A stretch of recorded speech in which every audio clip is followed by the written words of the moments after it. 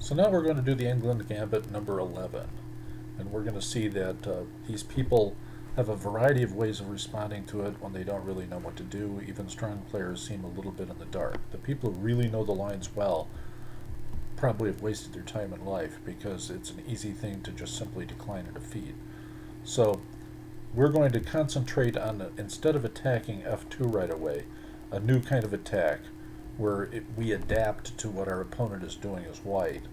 And we're not going to transpose really into much of a Dutch unless you consider this a queenside fianchetto Dutch. So without further ado, we're going to go into our variations.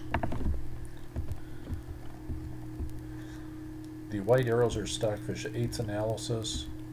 This is a standard thing. It's interesting that bishop to one engine says bishop to f4, the other says bishop to g5. So now this is a kind of a declined, a semi-declined accepted England gambit. And you're saying that this player is scared that what we have is a real serious tactical situation here.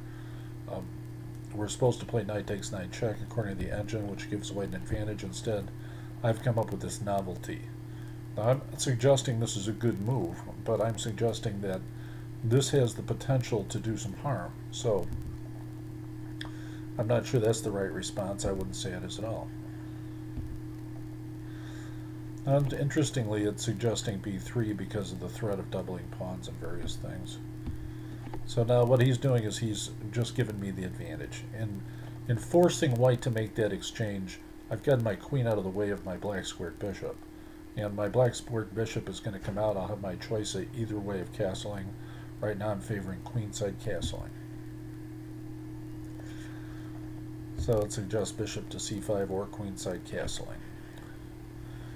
Now what's interesting is we have a very small advantage, and what more can you ask out of an opening? Well, almost all of our pieces are developed. I'd say it's a fairly even game. So white moves queen to a4. Can't really blame white.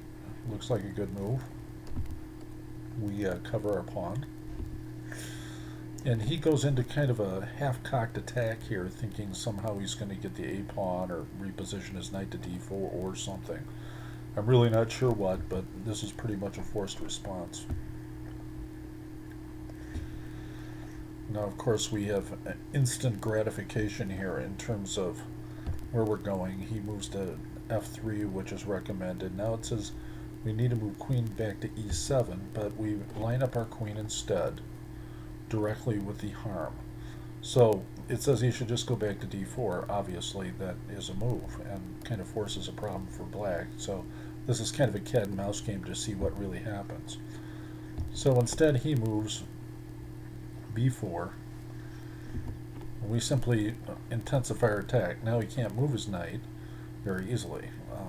There may be a way he can move it, like if he moves h4, which is an interesting defensive maneuver. Most players will move h3, which is what he did. Now it says I should straight away move g5 and start pushing that pawn down the g file. It gives almost an advantage of 2. The engine is usually correct, and I didn't make that move. I mean this move, which gives basically an even game. Now this move does a couple of things. First of all, the move threatens to create a problem between the queen and the white squared bishop because it's going to go to c3. And so what we want to do is get that bishop into place where we have weakened squares.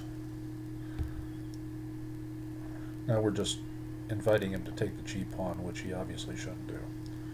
So c5 is a move that gives white a solid advantage here. Obviously I'm showing you a game where it's imperfect, but all of my games are imperfect pretty much. If I ever play a game that gets 0-0-0 correct, which I have done, somebody's going to call me a cheat. So now at this point it's kind of trading back and forth. He's backed off. Instead of moving knight to g5, which is the right move right away, we move f5. Now, of course, he's got c5 again, so that would tend to open us up on the B file, and it says white should get an advantage out of this. But I think black has these strong attacking possibilities nevertheless. Instead he pushes the A pawn, and it says I should just snap the B pawn with the bishop, which I'm sure I didn't do. It's not something in my nature. And so now C5 again is called for, but now black has pretty much an immutable advantage, because I'm threatening lots of things. I'm threatening to lift a rook to E6 after a knight check on H3 and a recapture with the queen, all kinds of different things that are going to create a lot of trouble here. So this bishop on B7 is becoming really powerful at this point. So now he moves his knight, attacking my queen. And as you can see, we have a mate in 4. And as you will see, no doubt, I missed the mate in 4, which I often do. You know, queen takes H3 is a beautiful shot, and I didn't do it. So I'm ashamed of myself. However, look at the attacking position. Look at the position the move before. Look at what we've got here. We've got two bishops aiming at his king, a queen aiming at his king, a knight trying to remove the only real defender of his king, and we've got both of our rooks in the middle screaming down, files. So when he moves it, this is sufficient also to win the game. So as you can see,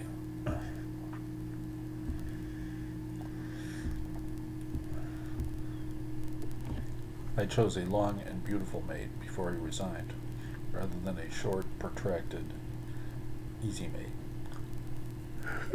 So this is the end of our example of the England Gambit today. Yet another England Gambit with a novelty of fianchettoing the queen bishop. Thank you for your attention.